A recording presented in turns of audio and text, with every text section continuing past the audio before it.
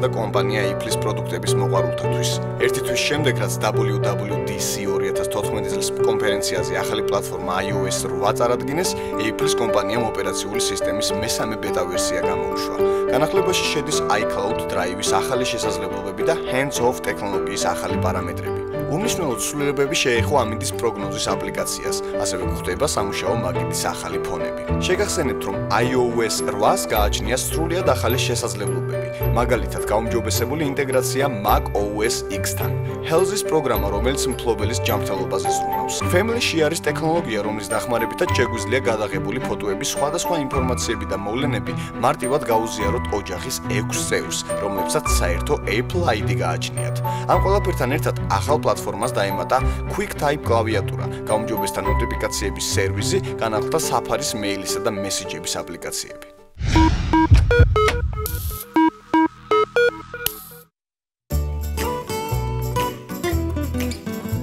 რა თქმა უნდა, თქვენ ნებისმიერ ადგილას შეძლებთ ხმოვანი ბრძანებით Google Glass-ის მართვას, იქნებით ქალაქში თუ საზოგადოებრივ ტრანსპორტში. თუმცა საკმაოდ კომფორტული იქნება გაჯეტის მართვა ფიქრებით, რომ შეგვეძლოს. ლონდონური კომპანიის This Place-ის გამომგონებლებმა შეიმუშავეს ხელსაწყო, რომელიც შესაძლებლობას გვაძლევს ოცნება რეალობად ვაქციოთ. ამ ყველაფრისთვის თქვენ აუცილებლად მოგიწევს თავზე დამატებითი გარნიტურის ტარება, რომლის სახელწოდება Mind Reader-ია. ეს არის ნეუროსქაის მიერ შემუშავებული ბიოსენსორი. ის თავის დამატებით გარნიტურაში არის ინტეგრირებული და ხელსაწყოს მომხმარებლების ფიქრების წაკითხვაში ეხმარება. ამ დროისათვის Mind Reader-ს მხოლოდ და მხოლოდ ფოტოების გადაღება და მათი სოციალურ ქსელში გაზიარება შეუძლია. თუმცა გამომგონებლების განცხადებით, სულ ცოტა ხანში ისინი აუცილებლად გააუმჯობესებენ მოწყობილობის ხელმისაწვდომი ფუნქციების სიას.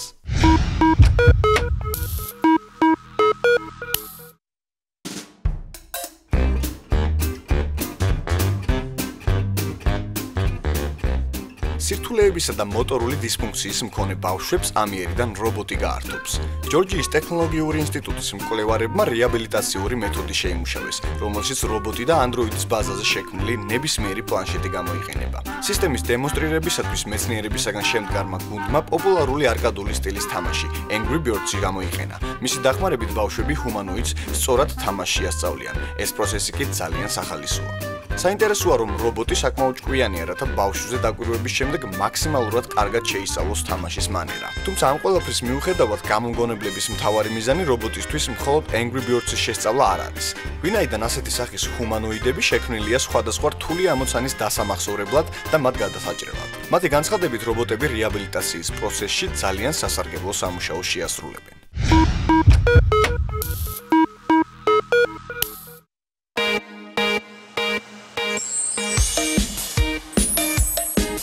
კორეაში არსებული მეცნიერებისა და გადამცემი ტექნოლოგიების ინსტიტუტის მკვლევარებმა უჩვეულო გამჭვირვალე დისპლეი შეიმუშავეს, რომელიც ერთდროულად გამოსახავს ინფორმაციას და ორივე მხრიდან სენსორულად რეაგირებს. ხელსაწყოს სახელწოდება Transwall-ია და მას TES მაგვარი ფორმა აქვს. მოწყობილობის ზედა დაბოლოებებში მოთავსებულია ორი პროექტორი, რომლებიც თითო მხარეს სხვადასხვა გამოსახულების ტრანსლირებას უწყობენ ხელს. ეკრანი დამზადებულია ორგანული მინის ორი ფენისგან, რომელთა შორის მოთავსებულია სპეციალური მატერიალი, რომელზეც ინფორმაცია აისახება. გვერდებზე კი განთავსებულია ინფრაწითელი სენსორები, რომლებიც მომხმარებლების ეკრანზე შეხებას აღიქვამენ. მუშაობის პროცესში გამჭვირვალე ეკრანის გამო ორივე მომხმარებელი სრულიად აღიქვავს დისპლეიზე განთავსებულ ინფორმაციას.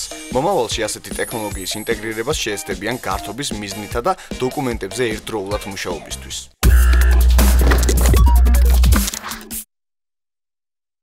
მოგესალმებით ძვირფასო ტელემაყურებლებო, დღეს ჩვენ განვიხილავთ სრულად ახალ მოწყობილობას, რომელიც სულ ახლახანს იხილა საზოგადოებამ Google-ის დეველოპერების ყოველწლიურ ღონისძიებაზე, სადაც ასევე იმყოფებოდა ჩვენი დღევანდელი სტუმარი ნინუცა ნანეტაშვილი. ეს მოწყობილობა არის Samsung Galaxy Gear Live, რომელიც გამოვიდა 25 ივნისს და ასევე დღეს ჩვენ განვიხილავთ აი ამ მუყაოს ქაღალდს. ალბათ ყველას გაგეცინებათ, თუმცა მე ამ ყველაფერს სიურპრიზად დავტოვებ და თავდაპირველად დავიწყებ Samsung Gear Live-ის განხილვას. თუმცა მანამდე მოდი მოგვიყევით თუ რა ხდებოდა Google-ის დეველოპერების ყოველწლიურ ღონისძიებაზე. დიდი მადლობა მოწვევისთვის. Google I/O არის ყოველწლიური და ყველაზე მასშტაბური ღონისძიება. ეს არის ის ღონისძიება, რომელსაც ემზადება Google-ის ყველა თანამშრომელი და ასევე მისი, ასე ვთქვათ, მომხმარებელი დეველოპერი, რომელიც დაინტერესებულია მათი ოპერაციული სისტემებით. ამჯერად 6000 ადამიანი ესწრებოდა Google-ის ღონისძიება I/O-ს, მათ შორის 4 იყო ქართველი და ძალიან მიემაყება რომ გავიზარდეთ და ასე ვთქვათ 4 ვიყავით. ამ დღეს მოხდა ყველაზე საინტერესო სიახლეების დაანონსება. ანუ ჩვენ გავიგეთ ისეთი ექსკლუზიური ინფორმაცია, რაც უკვე შემდეგ გახდა ცნობილი ინტერნეტის საშუალებით და სხვადასხვა ასე ვთქვათ მედია იქ ჩასწრებული იყო რომ გაეგო სიახლეები. უმეტესწილად ეს შეეხო კიდევ ერთ მატარებელ მოწყობილობას, ანუ სათვალის გარდა უკვე ისინი მუშაობენ საათებზე. ეს არის Samsung-ი, LG და ასევე Moto, რომელიც გამოვა უკვე მოგვიანებით და მასაც ელოდებიან ისე ვთქვათ დიდი ინტერესით. ასევე დაანონსდა Google Auto, ანუ ოპერაციული სისტემა, რომელიც მუშაობს მანქანებზე. ასევე ახალი დიზაინი, ასე material დიზაინი, ანუ ასე ვთქვათ არსებითი არც როგორ შეიძლება გადაითარგმნოს, რაღაც არსებითი დიზაინი, რომელიც ექნება EOS, Android EOS და ასე ვთქვათ როგორც გითხრეს, მთავარი მიზანი არის ის, რომ დიზაინში იგრძნობოდეს ასე ვთქვათ შრეები და არ იყოს რაღაც იყოს ძალიან ბუნებრივი ადამიანისთვის, როდესაც იგი გამოიყენებს თავის ტელეფონს. სხვა მხრივ იყო ძალიან მაგარი, რა თქმა უნდა, იყო სტატისტიკა იმის შესახებ, რომ 1 ბილიონი მომხმარებელი Android-ის 98 ბილიონი, ანუ მილიარდი self-shot-ია გადაღებული და ასე შემდეგ. Self-shot-ები ძალიან პოპულარულია. კი, self-shot-ები ძალიან პოპულარულია. კიდევ ერთი სიახლე ალბათ ის არის, რომ Gmail-ს დაემატა 13 ახალიანა და აქედან ერთ-ერთი უკვე ქართულია. გაქართულდა ჩვენი Gmail-ი. კარგი. ძალიან სასიამოვნო სიახლეები შემოგთავაზე. მოდი ახლა გადავიდეთ Samsung Gear Live-ზე. როგორც აქამდე აღნიშნე, ეს არის სრულიად ახალი smartwatch-ი. ეს ერთ-ერთი იმ სამთაგანი, რომელიც მუშაობს Android Wear-ის ოპერაციულ სისტემაზე. მას გააჩნია 1.63 დიუმიანი ეკრანი, გაფართოებით 320x320 პიქსელზე. და ტრადიციულად, რა თქმა უნდა, ის არის Super AMOLED display-ის მქონე, ისევე როგორც Galaxy Gear 2 და Galaxy Gear 2 Neo. ნინუცა ძალიან საინტერესოა, რამდენად კომფორტულია ეს ჭკვიანი მოწყობილობა მოსახმარებლად.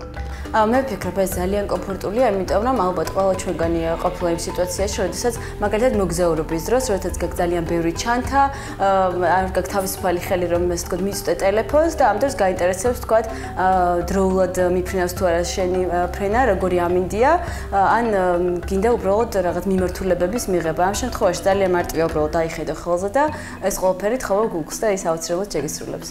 ასევე პრინციპში Gear Live შინაგანად ძალიან წააგავს Samsung Galaxy Gear 2-ს. ზუსტ გამოიყენება ზუსტად იგივე თითქმის იგივე დიზაინი, იგივე მეტალი, აქვს იგივე 4 გიგაბაიტიანი შიდა მეხსიერება, 512 მეგაბაიტიანი ოპერატიული მეხსიერება. სამწუხაროდ ჯერჯერობით უცნობია თუ რა პროცესორზე მუშაობს ეს მოწყობილობა, თუმცა ცნობილია რომ ის მუშაობს 1.2 GHz-ის სიხშირით. აქვე გასაკვირია შენი აზრით რაში გამოგვადგება 4 გიგაბაიტიანი სივრცე ამ მოწყობილობის? არც მე არ ვიცი, სიმართლე რო გითხრა, იმიტომ რომ ამ მოწყობილობას არ გააჩნია ფოტოკამერა სურათების გადასაღებად. შესაბამისად, ერთადერთი ალბათ რითიც შევავსებთ ამ მოწყობილობის შიდა მეხსიერებას, ეს იქნება გადმოწერილი აპლიკაციები, თუმცა 4 გიგაბაიტის ალბათ რამდენი აპლიკაცია უნდა გაიგოს. არ ვიცი, თუმცა ალბათ ხედავთ, რომ უფრო იზრდება იმ აპლიკაციების რაოდენობა, რომელიც ხელმისაწვდომია Android Wear-ზე.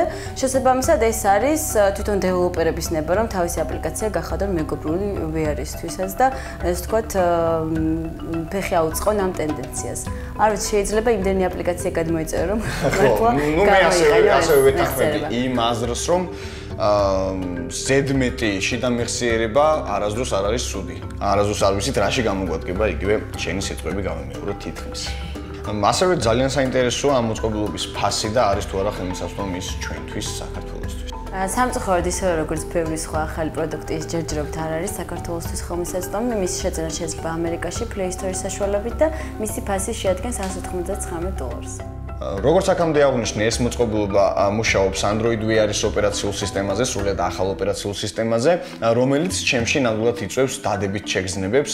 ის ჩემი აზრით, რა თქმა უნდა, ბევრად აღემატება იგივე Tizen-ის ოპერაციულ სისტემას, რომელიც გამოიყენება Samsung Galaxy Gear 2-ში. ასევე ბევრად აღემატება ალბათ Sony-ის smartwatch-ებში, რომელსაც გააჩნია ჩვეულებრივი Android-ის ოპერაციული სისტემა. პირველ რიგში ეს ყველაფერი გამოიხატება იმაში, რომ ის არის ძალიან სწრაფი მუშაობის დროს. როგორც ხედავთ, Samsung Gear Live-ის მთავარ ეკრანზე ჩვენ გვხვდება ციფერბლატიანი საათი, თუ კი ამ ეკრანს მთლიანი ხელით გადავფარავთ, ის მონოქრომულ რეჟიმში გადავა. ეს არის იგივე ბლოკი, თუმცა ამჯერად ბატარეის გახარჯვის დონე მცირდება. ანუ Samsung Galaxy Gear-ი იგივე LG G-Watch-თან შედარებით მთლიანად არასდროს არ ქრება.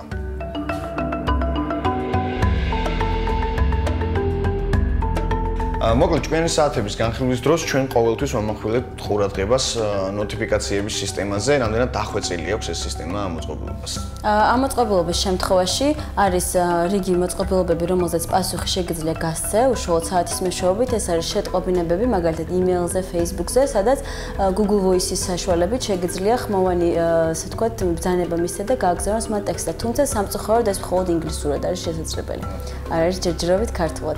სხვა შემთხვევაში შეგიძლია ნოტიფიკაციის საშუალებით უბრალოდ მიიღო მოკლე შეტყობინება, ასევე ნახო დეტალები, ან შემდეგ უკვე გახსნა შენ მოწყობილობაში ეს რაღაც სიახლე. რაც შეეხება აპლიკაციებს და სხვადასხვა ფუნქციებს, ამ მოწყობილობას გააჩნია ამინდის პროგნოზი. თქვენ ყოველთვის შეგიძლიათ გაიგოთ თუ როგორი ამინდი გელოდებათ ხვალ. ასევე აქვს ნაბიჯების მთვლელი, თუმცა გეტყვით რომ ის არც ისე კარგად მუშაობს, ანუ ზუსტ ციფრებს ვერ გვაწუდის. შეიძლება ეს სოფტის ბრალიც იყოს, ანუ დაველოდებით შემდეგ განახლებებს და შეიძლება გამოსწორდეს კიდევაც ეს შეცდომა. ასევე აქვს პულსომეტრი, რომელიც სხვათა შორის ნაბიჯების მთვლელ ფუნქციასთან შედარებით საკმაოდ კარგად მუშაობს და საკმაოდ ზუსტ ინფორმაციას გვაწვდის ჩვენი გულისხმის შესახებ. კიდევ ერთი ძალიან საინტერესო ფუნქცია, ეს არის მაგვიძარას ფუნქცია.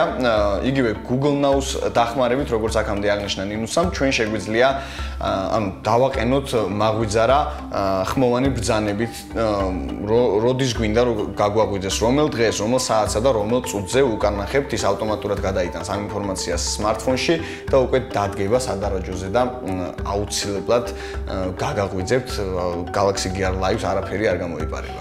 და დავამატებ, ჩემი საყვარელი აპლიკაცია არის Google Keep-ის საშუალებით, ასე ვთქვათ, ჩანაწერების გაკეთება, რომელიც არის ძალიან მოსახერხებელი ხმოვანი ბრძანებით და ის ავტომატურად უკვე შენ cloud-ზე არის ატვირთული, ანუ უკვე online სისტემაშია შენახული.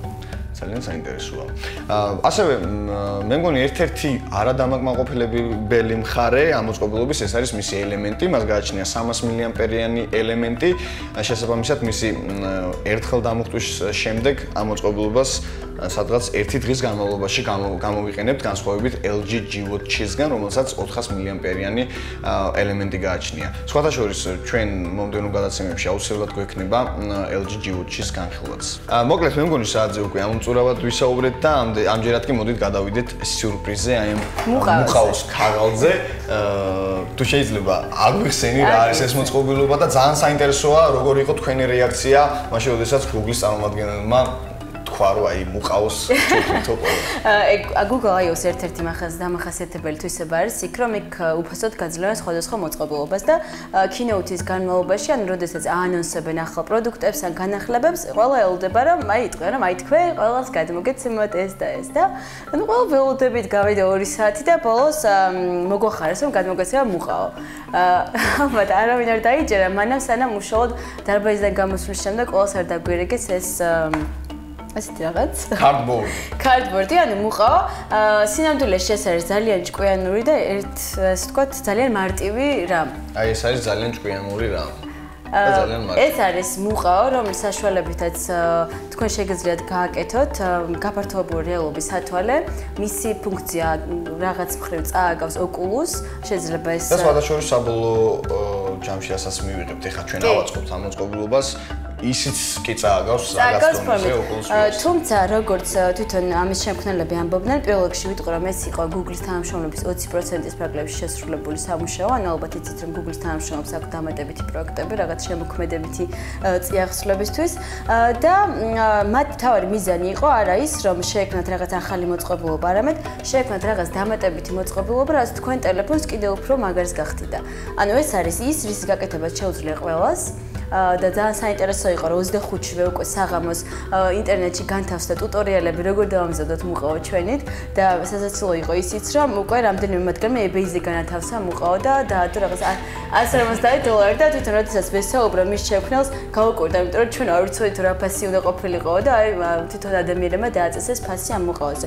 როდესაც გავხსნით ჩვენ ვნახავთ მის შემოდგენილ ნაწილებს რაც საბოლოო ჯამში თქვენ ტელეფონს გადააქცევს ვირტუალურ რეალობის მოდი ხა ავაწყოთ ეს ყველაფერი სხვადასხვა სახლის პირობებშიც საკმაოდ მარტივია მისი აწყობა, ამიტომ არაფერი არ გამოგეპაროთ.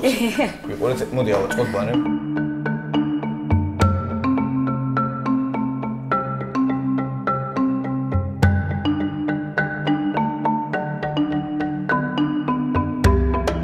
ესე იგი cardboard-ი არის დანომრილი, შესაბამისად ჩვენ ნუმერაციის მიხედვით უნდა ავაწყოთ, რათა მივიღოთ მივანიჭოთ მას საბოლოო სახე. მოდი მანამდე ავხსნათ რისგან შედგება. ეს არის ძალიან მარტივი, შედგება მუყაოსგან, აქვს ორი ლინზა, ასევე NFC სტიკერი, რომლის საშუალებითაც ხდება ტელეფონთან დაკავშირება და მაგნიტი, რომელზეც მოგვიანებით ვიტყვით თუ რა ფუნქცია აქვს.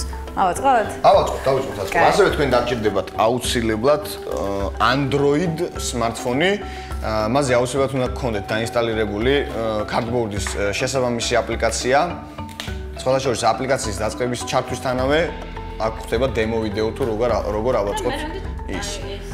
ამის შემდეგ მივიღეთ და აქ უნდა მოვათავსოთ ტელეფონი. აი როგორც ხედავთ აპლიკაციაში ეკრანი არის ორად გაყოფილი, თუმცა როდესაც ტელეფონს მოვათავსებთ უკვე cardboard-ში, ეს ეკრანი გაერთიანდება და ჩვენ ვღებულობთ 360 გრადუსიან სივრცეს. ასევე აღსანიშნავია რომ აქ დატოვებულია სივრცე კამერისთვის, რადგანაც აპირებენ დამატებით ფუნქციების და ასე ვთქვათ გაცნობას cardboard-ისთვის და შეგიძლია უკვე კამერის საშუალებით რაღაც ინტერაქცია მოახდინო რეალობასთან, რასაც ხედავ რეალურად. ასევე აქვს Street View-ის აპლიკაცია, შესაბამისად თქვენ დაათვალიერებთ ნიუ-იორკში ვარ. სხვადასხვა ქვეყნების სხვადასხვა ქვეყნებს. აი ხან ნინუსა იმყოფებოდა ნიუ-იორკში. გვერდით აქვს მაგნიტური რკინა, ეს არის იგივე ნავიგაციის ღილაკი, სხვადასხვა აპლიკაციებს შორის გადართვა, დაპაუზება და ასე შემდეგ. და რომ თქვა ტექნიკურად როგორ ხდება ეს არის მაგნიტი, რომელიც მოქმედებს GPS-ზე, ტელეფონის GPS-ზე და ამის საშუალებით ხდება გადართვა, ანუ რაღაც მცირე რხევების საშუალებით უკვე შეგიძლია დააჭირო ღილაკს. აქ შეგიძლია ახვიდე, ასე ვთქვათ, galaktikაში და მე აირჩიო ადგილი, სადღაც ჩაჯდე. ანუ სხვადასხვა აპლიკაცია არის ხელმისაწვდომი, არის ასევე რაღაცა პატარ-პატარა თამაშების ხელმისაწვდომი. მოკლედ ძალიან საინტერესო აი მირეკავენ. ძალიან საინტერესო მოწყობილობა შემოგთავაზა კომპანია Google-მა.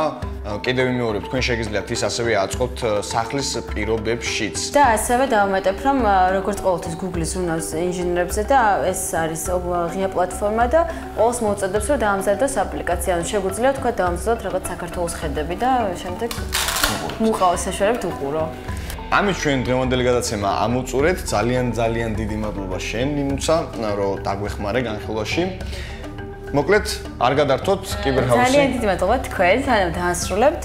მოგილოცავთ ძალიან მაგარ სეზონს და დიდი მადლობა მინდა გადაგიხადო, რომ სულ ჩვენს გვერდით იყავით და აშუქებდით ძალიან მაღალი ხარისხით ღონისძიებებს.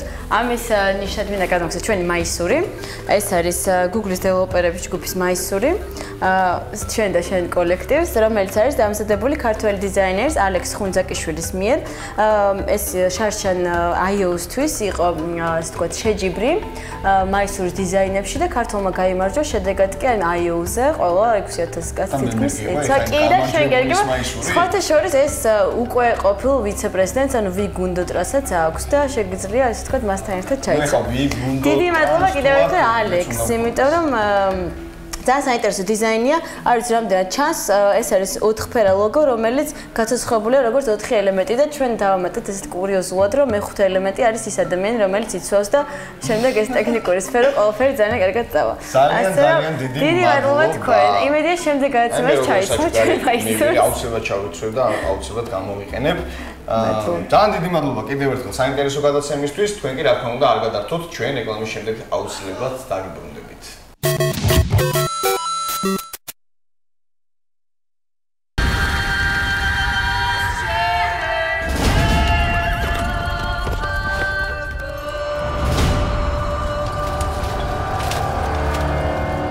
Once we were many, now we are few. Hunters, killers of the world's filth, witchers, the ultimate killing machines. Among us, a legend, the one they call Geralt of Rivia, the White Wolf. We meet again, Witcher. Your Imperial Majesty. She's returned, Geralt. After all these years. Are you sure it's her? Yes. And she's in danger. Witnesses claim the Wild Hunt follows her. You must find her. And when I do, what then? I shall give her what she deserves. The Witcher 3 პოლონეთში მდებარე სტუდიის CD Projekt Red-ის თამაში, რომელიც წლის ერთ-ერთ ყველაზე ამბიციურ და მასშტაბურ პროექტად მიიჩნევა. დეველოპერები ხაზგასმით აღნიშნავენ პროექტის მასშტაბებს. პრეზენტაციაზე ნაჩვენები მასალით კი ამას ნამდვილად ადასტურებენ. მათ სრულიად ახალი შესაძლებლობები ეძლევათ ტექნიკური თვალსაზრისით, რადგან პროექტი ამჯერად პერსონალურ კომპიუტერთან ერთად შემდეგი თაობის სათამაშო კონსოლებისთვის მუშავდება.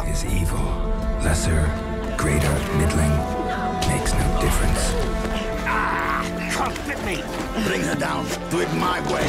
თამაშში რადიკალური ცვლილება არის წინა ნაწილებთან შედარებით და მისი სამყარო სრულფასოვნად გახსნილი ტიპის სტანდარტზე გადადის, სადაც მოთამაშეებს აღარ მოუწევთ სიუჟეტის ეპიზოდებად გავლა და მათ მიხედვით დაყოფილი ლოკაციების გამოკვლევა. მოცემული სამყარო დეტალურად არის დამუშავებული და სავსეა უამრავი საინტერესო პერსონაჟით, დავალებით თუ ადგილით, რაც ერთიან დიდ და ცოცხალ სურათს ჩლის როლური თამაშების მოყვარულთათვის.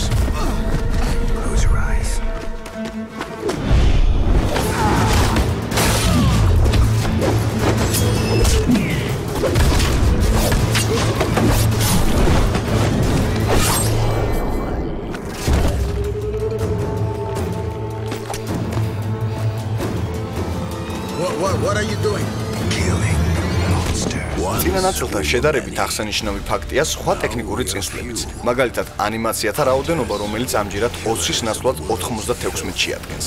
ასევე საგრძნობლად დახვეწილი ხელოვნური ინტელექტი და სათამაშო არეალის მასშტაბი, რომელიც მის წინამორბედს 20 ჯერ აღემატება. The one they call Geralt of Rivia. თამაში აგზელებს მთავარი გმირის გერალტის ისტორიას, რომლის სიუჟეტური ხაზიც ამ ნაწილში განსაკუთრებით იქნება ფოკუსირებული. როდესაც სერიების წინა ნაწილებში სიუჟეტი მიმდინარეობდა სამყაროში არსებული მოვლენების ირგვლივ და გმირის მათში მონაწილეობაზე, ახლა ის გაცილებით პერსონალური იქნება, რადგან ამჯერად მოთამაშეებს მოუწევთ იხილონ საგის და მასთან ერთად გერალტის ისტორიის დასასრული. მის განვითარებაში კი უდიდეს როლს თავად ითამაშებენ.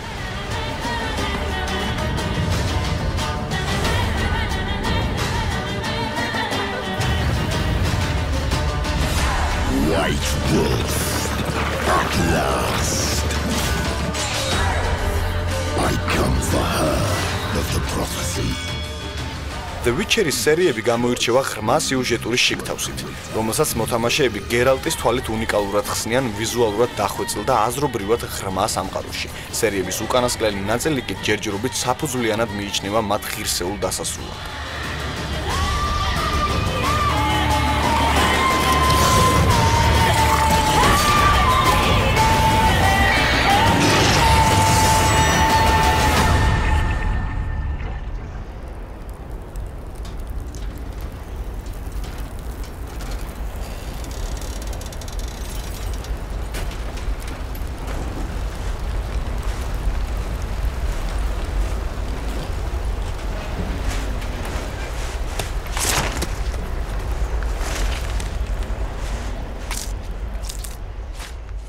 Metal Gear Solid მე-5 ლეგენდარული თამაშების დიზაინერის ჰიდეო კოჯიმას სერიების დასასრული, რომელიც წინასწარი შეფასებებით ღირსეულ გვირგვინად მოევლინება გეიმინგ სამყაროს. Metal Gear Solid-ის სერიები უკვე 1998 წლიდან იმკვიდრებს თავის ადგილს სათამაშო ინდუსტრიაში. საინტერესო და მოულოდნელობებით სავსე სიუჟეტური ხაზები, მრავალფეროვანი ხასიათისა და თვისებების პერსონაჟები და დახვეწილი გეიმპლეი. ეს არის სერიების მოკლედ დამახასიათებელი ეტიკეტი. სერიების მე-5 ნაწილი გამონაკლეს არ წარმოადგენს და ინარჩუნებს ფრენჩაიზის ტრადიციულ ქონებას და ამასთან ახალ დონეზე აღყავს იმ. სერიებში პირველად სამყარო მთლიანად გახსნილი იქნება მოთამაშეებისთვის, სადაც ნავიგაცია, ქვეითად მოძრაობის გარდა სხვადასხვა მექანიკური მოწყობილობებით იქნება შესაძლებელი. ამ გახსნილ ვიზუალურად შემდეგი თაობის თამაშისთვის დამახასიათებელ გარემოში მთავარ გმირს მოუწევს სტელსური მოქმედებებით მიაღწიოს მიზანს. ამ პროცესს კი უნიკალურს ხდის თამაშის მექანიკა, რომელიც მრავალფეროვნებას იძენს იმ მოწყობილობებით, რომლითაც მოქმედი პერსონაჟი არის შეიარაღებული. სამყაროს გახსნილობა თამაშის დიზაინში ერთ გარდამტეხ ცვლილებასაც ნიშნავს. სერიის ამ ნაწილში მოთამაშეების სიუჟეტის განვითარების თანმიმდევრობას თავად აირჩევენ, რითაც მისი გამოცდილება უნიკალური ხდება ინდივიდუალური მოთამაშისათვის. ამ უკანასკნელს მოწმობს შემდეგი ფაქტიც. თამაშის მთავარ არეალზე მოქმედების გარდა მოთამაშეებს შესაძლებლობა ეძლევათ საკუთარი ბაზიდან შეიმუშაონ იარაღები და სხვა საბრძოლო აღჭურვილობები. ლეგენდარული Metal Gear Solid-ის სერიების დაბრუნებას გეიმინგ აუდიტორია როგორც წინა, ასევე ახლად გამოსული კონსოლების თაობაზე ეძებს.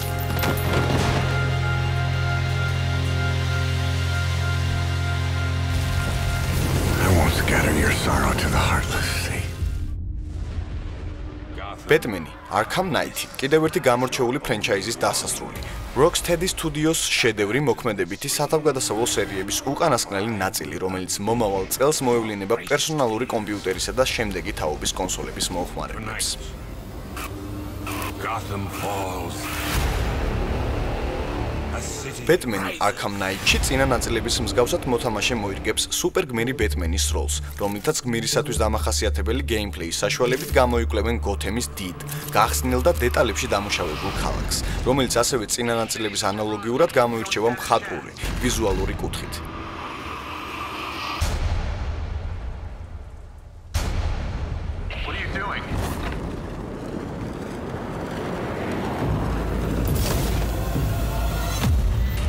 ქალაქის ბნელ გარემოში არტ დეკო სტილის ნათელი დეტალები სასიამოვნო კონტრასტს ქმნის და თამაშს განსაკუთრებულ ატმოსფეროს ძენს. ამ სამყაროში ნავიგაციის სისტემაში დეველოპერი სიახლეს გვთავაზობს. ბეტმენის აღჭურვილობისა და კოსტუმის გარდა ის უკვე ეგრეთ წოდებულ ბეტმობილით არის შესაძლებელი, რომელიც თამაშის მოქმედებას გაცილებით დინამიურს გახდის. თამაშის მთავარ დინამიკას კი განაპირობებს მისი უნიკალური, ზუსტი და სწრაფი საბრძოლო მექანიკა, რომლის გამოყენებითაც მოთამაშეებს მოუწევთ მიაღწიონ დანიშნულების მიზანს. პერსონაჟის აღჭურვილობის გამოყენებით ამოსახსნელი საინტერესო თავსატეხები, სათადარიგო დავალებები და რაც მთავარია, სახასიათო პერსონაჟებით გაჯერებული მთავარი სიუჟეტური ხაზი, ეს ყველაფერი გოთემის ფიქციურ ქალაქში რეალობად იქცევა. ბნელი რაინდის ამ თავგადასავალში დაბრუნდებიან გოთემის ცნობილი და სახასიათო გმირები, რომელთა ფრაქციებთან შებრძოლებაც გაუმჯობესებული მექანიკითა და დამატებული შესაძლებლობებით განსაკუთრებული გამოცდილება იქნება. 2015 წელს Xbox One-ის, PlayStation 4-ისა და პერსონალური კომპიუტერის მოთამაშეები კიდევ ერთ პროექტს მიიღებენ, რომელიც მისცემთ საშუალებას განიცადონ, თუ რას ნიშნავს იყო ბეტმენი.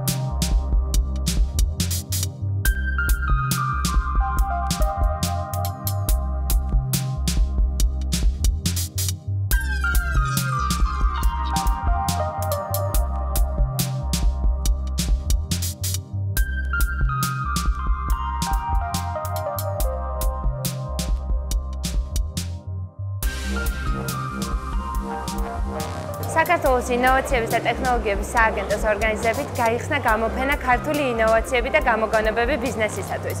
გამოფენა მოიცავს 170-ზე მეტ პროექტს, რომელიც საჭირო და კარგია ბიზნესის განვითარებისთვის. გამოფენის პარალელურად ტარდება სესიები, რომელშიც მონაწილეობენ უცხოეთიდან მოწვეული სტუმრები.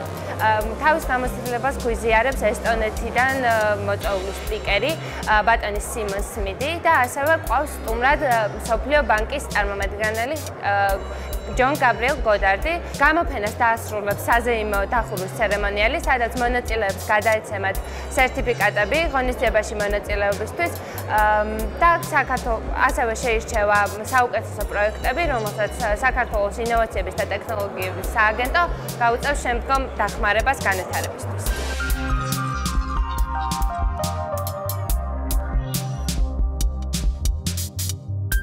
ჩემი გამოგონება იმას მიუთითებს, რომ ხედვა ახლანდელი ჩემი ხედვა სტერეოსკოპიაში სულ განსხვავდება, ბევრად განსხვავდება იმ ხედვისაგან, რასაც მთელი მსოფლიოს თავაზობს მომხმარებელს. სტერეოსკოპიული გამოსახულება ჩემი ხედვით ადამიანმა უნდა დაინახოს არა მარტო ის, რასაც ხედავს ის ბუნებაში, არამედ ისიც, რასაც ბუნებაში სტერეოსკოპიაში ვერ ხედავს. ანუ ადამიანი მანძილს შეუძლია აღიქვას სადღაც, ესე იგი 3-10 მეტრამდე. შეიძლება განსხვავოს საგნებს შორის მანძილი. მაგრამ ის უკვე როდესაც გაიხედავს დაუშვათ 100 მეტრის სიღრმეში უფრო შორს, ხო? კილომეტრზეც ხო ლაპარაკი არ არის, ვერ დაინახავს მანძილს. ის სიფრში ხედავს. აი ჩემი ასე იგი ახალი ტექნოლოგიით მე რაზე მიუთითებ, რომ ადამიანს უნდა დავანახოთ ის, რასაც ვერ ხედავს თორ მანძილებს. ამის მაგალითად მე გადავიღე 3D-ში მაგ გადაღებული ესე იგი თბილისის ხედები, ძველი თბილისის ხედებია, ლეხვთახევი მაგ გადაღებული ამ ჩემი ტექნოლოგიით, ჩემი გამოგონებული 3D აგრეგატით, რომელიც საშუალებას მაძლევს ვარეგულირო, ესე იგი სტერეოსკოპული მარეგულირებლების რეალურ დროში და გადავიღო 3 მეტრიდან 1500 მეტრამდე სტერეოსკოპიაში ეს მანძილები დავაფიქსირე. მაგალითად თუ ავიღებთ აი ახლა ამას თუ ჩავთავთ, ხო ახლა ჩვენ უბრალო ჩვეულებრივი კამერით ამას ჩვენ ვერ დავინახავთ, ამისათვის არის ტელევიზორები, 3D ტელევიზორები, რომლითაც ესე იგი აი ესეთი სათვალეებით, ეს არის ელექტრონული სათვალე, სიმციმებს სადღაც 120-200 გერცის საშუალებით. ერთი თვალი ეს როდესაც ამას გავიკეთებთ, ერთი თვალით ხედავთ ერთი თვალის გამოსახულებას, მეორე თვალს აქედან უკვე ეს იწყობა უკვე თვითონ ადამიანის ტვინი, ამას აღიქვამს როგორც უკვე 3D გამოსახულებას, ანუ მოცულობით გამოსახულებას. მოდით ესე დავარქავ. 3D გამოსახულება ძალიან გვაქვს, სტერეოსკოპია ძალიან გვაქვს. მოცულობითი გამოსახულება ვიხმაროთ, რომ ადამიანმა უფრო ადვილად გავიგოთ თუ რა არის ეს. მოცულობითი გამოსახულება, ესე იგი ეს რა ხდება? ამის შემდეგ, როდესაც ამას გაიკეთებ და ტელევიზორის ეკრანს შეხედავთ, ხო, თქვენ დაინახავთ სივრცეს და სიღრმეს ეკრანში. როგორც ეკრანის შიგნით სიღრმეში, ასევე ეკრანის გარეთ. ესე იგი, გამოსახულება იქნება გამოსული როგორც ეკრანიდან, ასე ეკრანის შიგნით იქნება შესული. თქვენ შეძლებთ თითქოს და შეყობთ ეკრანში ხელს და იქიდან რაღაცის აღებას მოიგებთ. აი, რეალურ დროში ჩემი ტექნოლოგიით ამას უფრო მეტი შეგრძნება აქვს, ვიდრე მაგალითად აღებული იგივე Sony-ს კამერები, Panasonic-ს კამერები, როგორც მოგხსენთ, ისინი სადღაც 3-10 მეტრის მანძილზე იღებენ მოცულობით გამოსახულება, შეუძლიათ აღიქვას.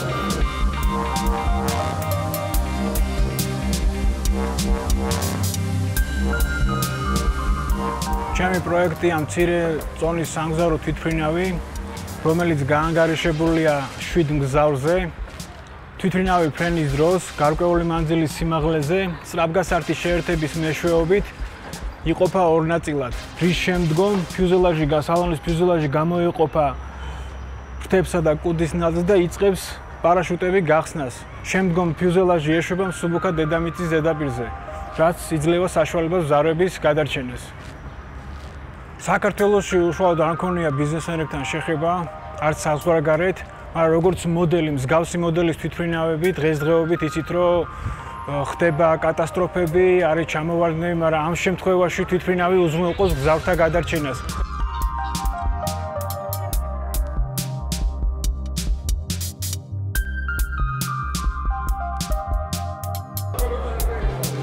აგრარული უნივერსიტეტის ბაზაზე ამერიკული ფონდის დანადაფინანსებით ხდება რეაქტივების წარმოება ეს რეაქტივები გამოიყენება შიდსის, ჰეპატიტის და სხვადასხვა ვირუსული და ბაქტერიული დაავადებების აღმოსაჩენად. აღნიშნული ინოვაცია საშუალებას მოგცემს საქართველოში მაღალი სიზუსტით მოხდეს დაავადებათა იდენტიფიკაცია, რაც სრული პრევენციის საწინდარია. ეს გახლავთ თაქ პოლიმერაზა, აღნიშნული რეაქტივი გამოიყენება PCR რეაქციის წარმოებისთვის და ეს გახლავთ DNM-ის გამოყოფის კიტები. მრავალი მეთოდი არსებობს DNM-ის გამოყოფის, მაგრამ ეს არის გაუმჯობესებული და სწრაფი მეთოდი DNM-ის გამოყოფის. ეს არის განსაზღვრული ძირითადად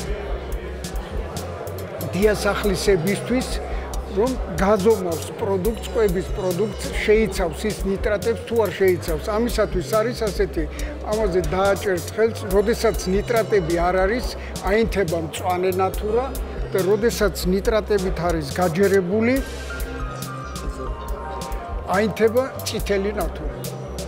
აი ეს არის სულ დიასახლის მეტი არ აინტერესებს იქ როგორი კონცენტრაცია, მას აინტერესებს ის კვებისთვის ეს სასარგებლო პროდუქტი თუ არ არის სასარგებლო პროდუქტი. გვინდა რომ შევძლოთ რომ სერიულად იყოს ეს გამოშვებული უკვე მოსახლეობისთვის ხელმისაწვდომ ფასებში.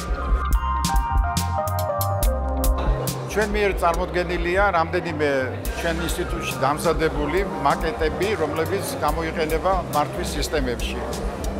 ამ სამი ტიპის მაკეტებიდან გამოიყენება უფრო მნიშვნელოვნად მიმაჩნია 3D ტიპის ურთიერთინდუქციური პირველადი გარდაქმნილის გამოყენება ტექნიკაში, კონკრეტულად გამოიყენება რობოტებში, რომლებიც უზრუნველყოფენ რობოტის როგორც ფუნქციონალური ელემენტის მისი ფუნქციონალური შესაძლებლობების გაზრდას. ეს არის ძირითადი მიმართულება, რაც დაპატენტებულია ყველა საქმე ან მართვის სისტემები დაპატენტებულია, ვინაიდან ის შეიცავს ახალ ინოვაციურ წინადადებებს. ამ შემთხვევაში გამომახვილოთ, აი ეს არის სტუდენტებისთვის შექმნილი საცდელი ნიმუში სამკოორდინატული გარდაქმნელისა, რომელიც უზრუნველყოფს დამოუკიდებლად ერთმანეთისგან დამოუკიდებლად განსაზღვროს ელექტრომაგნიტური ვექტორის მიმართულება სივრცეში.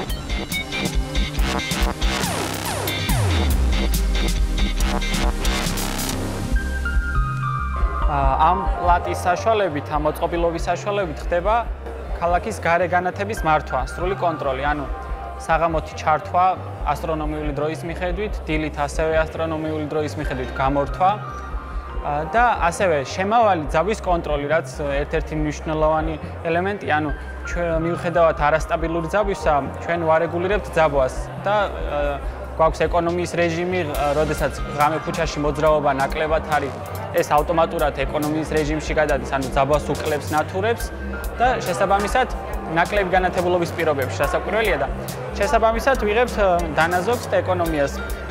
ასევე მისი ძირითადი ფუნქცია არის კავშირი სერვერთან, ანუ ეს პლატა უკვე დანერგილია, ქალაქის ნაწილი ამით იმართება. 150 წელი უკვე გავრცელებულია ქალაქში, დანერგილია და მის საშუალებით ხდება გარე განათების მართვა. როდესაც ჩაირთვება ან ნებისმიერ ცვლილების დროს ცენტრთან აქვს კავშირი ამას. ანუ გადასცემს მიმდინარე ძაბვას, რა მდგომარეობა, ტემპერატურას და სხვადასხვა მნიშვნელოვან მონაცემებს. ეხლა ჩვენ შეგვიძლია ვნახოთ, ამ შემთხვევაში შეერთებული გვაქვს სანათი და მესიჯით როგორ მოხდება GSM-ის საშუალებით ხდება ამის კონტროლი. მესიჯით გავაგზავნი ახლა და ამას ავანთებ. ვაგზავნი მესიჯს ახლა. სადემონსტრაციოდ ტელეფონზე მაქვს ამჟამად გაკეთებული, მაგრამ სერვერი უკვე კომპიუტერს წარმოადგენს და უკვე კომპიუტერზე ხდება ამ ძირითადი ინფორმაციების მიმოცვლა. შესაბამისად კონტროლი მთლიანობაში.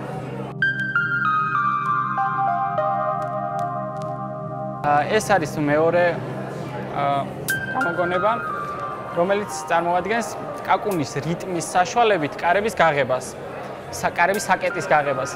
მისი უპირატესობა სხვა არსებულ საკეტებთან შედარებით არის, რომ არ გიწევს ჯიბით მაგალითად გასაღების ან ბარათის ტარება, ან რაღაც მარტო მხოლოდ კაკუნით ხდება კარების გაღება და შესაბამისად რომ დაგეკარგოთ გასაღები ან RFID ან რამე დისტანციური მოწყობილობა, ამის შანსი არ არის და ანუ მეტად უფრო დაცულია. წინასწარ განსაზღვრავ კაკუნის რიტმს, როგორი კაკუნით ჩაწერ და უკვე როდესაც იმას ისეთი რიტმით დააკაკუნებ კარებზე, მხოლოდ მას შემდეგ გაიღება. ეხლა გაჩვენებ უშუალოდ მის მუშაობას, ჩავწერ კაკუნის რიტმს. და როდესაც დავაკაკუნებ, ეხლა კარი ჩაკეტილია, როდესაც დავაკაკუნებ, კარები გაიღება. აი ეს არის ის მექანიზმი, რითიც კარები იკეთება.